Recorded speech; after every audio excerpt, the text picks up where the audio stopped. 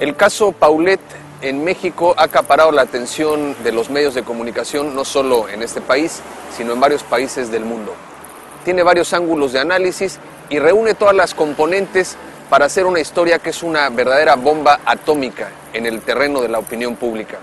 Primero decir que hay casos similares en el pasado que igualmente han levantado un verdadero tsunami en la información.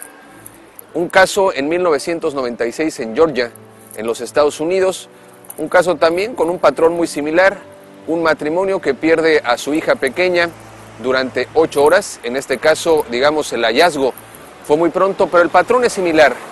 Los padres denuncian la desaparición de esta pequeña en Estados Unidos, una pequeña nacida en el año 1990, es decir, 6 años, y aparece 8 horas después en el sótano de su casa. En ese caso sí, con señales de haber sido aparentemente violada, estaba cubierta con una sábana blanca. Más recientemente, el caso Madeleine, de estos padres ingleses que vacacionando en Portugal dejan a su pequeña en la habitación del hotel mientras van a pasar un rato con los amigos. Y el caso es que después esta niña, Madeleine, desaparece. No se sabe nada al respecto todavía, lo que sí, hubo un linchamiento mediático muy importante, brutal, contra sus padres. Padres con recursos económicos que recorrieron el mundo en una campaña a la que se sumaron incluso astros del fútbol para realmente buscar, dar con el paradero de esta pequeña. Recordarán que los padres de Madeleine viajaron incluso al Vaticano como parte de una campaña mediática en la búsqueda de su hija. Lo cierto está que en aquella ocasión los medios responsabilizaron directamente a los progenitores de lo sucedido. Meses después, la prensa británica se tuvo que desdecir de estas cuestiones porque a ciencia cierta no se pudo probar nada. El caso Paulet, que hoy conmociona a México, en realidad, lo que hay que decir en primera instancia, está plagado de inconsistencias.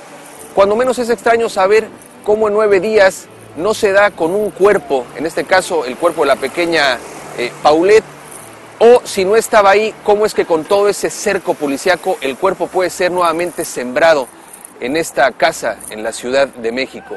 Entonces el caso cuando menos presenta inconsistencias importantes. Cuando hemos visto a las imágenes de Lisette Fara en la televisión, la primera reacción, y es una reacción evidente, una reacción popular, porque aquí hay que decir que la opinión pública se constituye como en un tribunal que sobre todo de cara a las inconsistencias termina siendo más implacable, lo cual también es peligroso que el propio dictamen de la justicia. Porque claro, cuando se ve a una madre aparentemente indiferente, despreocupada, se le ha de manera preliminar culpado. Y esto es delicado.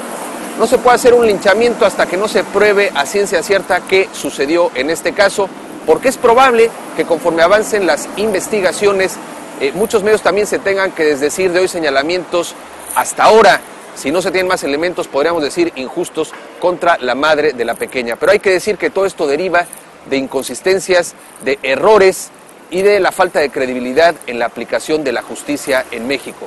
Hay que decir también, y en este caso me refiero a la repercusión internacional, los medios españoles hablan del caso Paulet. Particularmente El País, en una nota interesante, habla de las implicaciones políticas de este caso. Los líderes de los partidos Acción Nacional y de la Revolución Democrática lo que piden es que, en vía de mientras, renuncie el Procurador de Justicia del Estado de México porque ha probado inconsistencias. Y también se señala, y esto es interesante, que de cara a la campaña política se habla de Peña Nieto como un candidato favorito en las encuestas. El no hacer que renuncie su procurador podría hacerle que se le compliquen las cosas en un caso que hoy trasciende fronteras en nuestro país. Este sería el comentario, le espero la próxima semana aquí, Tras Bambalinas.